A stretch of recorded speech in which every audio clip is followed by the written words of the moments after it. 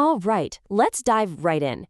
If you ever wondered how scientists revolutionized high-throughput genetic mapping long before modern sequencing came along, well, you're in exactly the right place. Today, we're channeling our inner biologist for this explainer to really master the mechanics of genomic microarrays, breaking down this incredibly elegant technology step by step.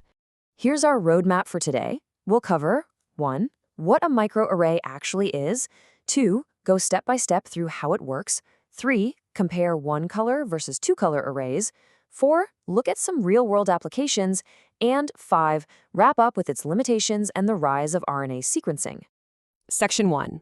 What is a microarray? Think of a microarray as a highly organized, microscopic grid. We're talking about a solid surface, usually just a simple glass slide or a tiny silicon chip, where thousands upon thousands of known DNA or RNA sequences are essentially anchored down.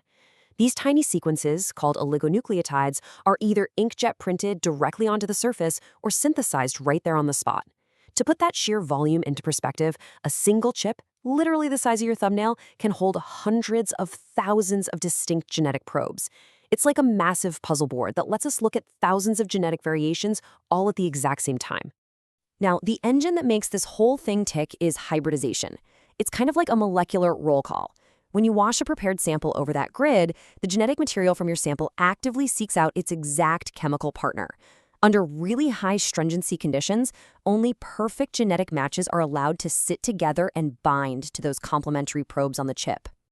Moving on to Section 2, step by step, how it actually works. So the process follows 4 crucial chronological steps. First up is probe binding, where we fix our known DNA sequences right to the grid. Step 2 is sample preparation. This is where we extract RNA from our test cells, convert it into complementary DNA, or cDNA, and attach a bright fluorescent label to it. Third, we have hybridization. That's where we physically wash this labeled sample over the slide, allowing those perfect matches we just talked about to bind. And finally, step 4, laser scanning, where we hit the slide with a laser to detect the fluorescence left behind.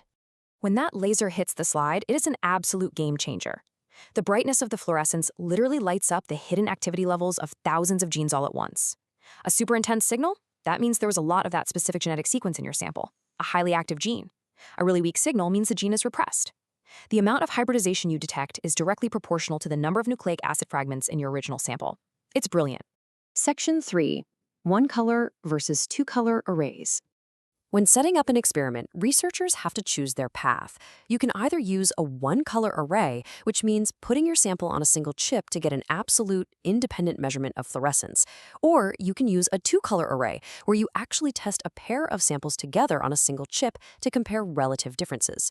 Both methods are totally valid, and their overall performance is quite similar, but they answer slightly different experimental questions. Now, in a two-color setup, you introduce this really elegant competitive element.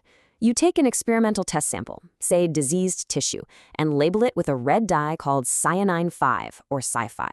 Then you grab your control reference sample, like normal tissue, and label it with a green dye called cyanine-3, or Cy3. You mix them together in equal amounts and wash them over the slide. This triggers a simultaneous competitive hybridization. Both samples literally fight to bind to the exact same probes on that single chip. The result of that molecular competition is a simple, precise ratio of Cy5 to Cy3.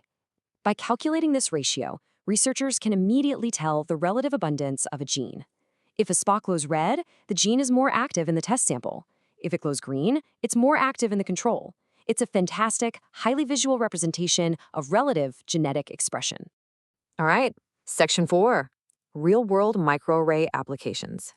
Because you can process thousands of genes simultaneously, this tool is incredibly versatile. I mean, it powers everything from gene expression profiling, comparing normal tissue directly against diseased tissue, to vital cancer research where scientists hunt down tumor-associated genes. It's also heavily used in genotyping to pinpoint tiny genetic variations called single nucleotide polymorphisms, or SNPs. This is absolutely crucial because it lets us see exactly how a cell responds to a new treatment in real time, which drastically accelerates drug discovery and precision diagnostic testing. Finally, Section 5, limitations and RNA sequencing. Despite being relatively inexpensive and high throughput, microarrays definitely have their hurdles.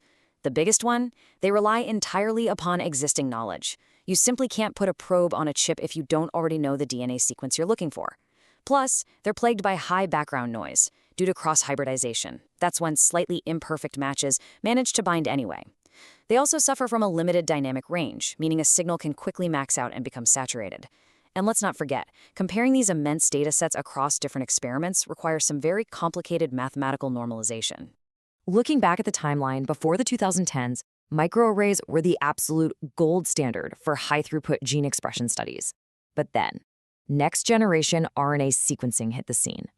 RNA sequencing doesn't rely on pre-existing probes. It literally reads the genome letter by letter from scratch, offering an incredible dynamic range.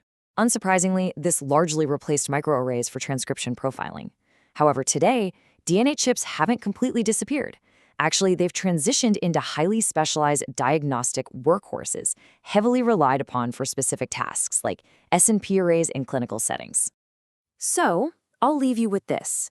In a modern scientific era, where we have the power to blindly sequence every single letter of a genome from scratch using RNA-seq, how will this simple, highly targeted text-matching approach of the microarray continue to evolve?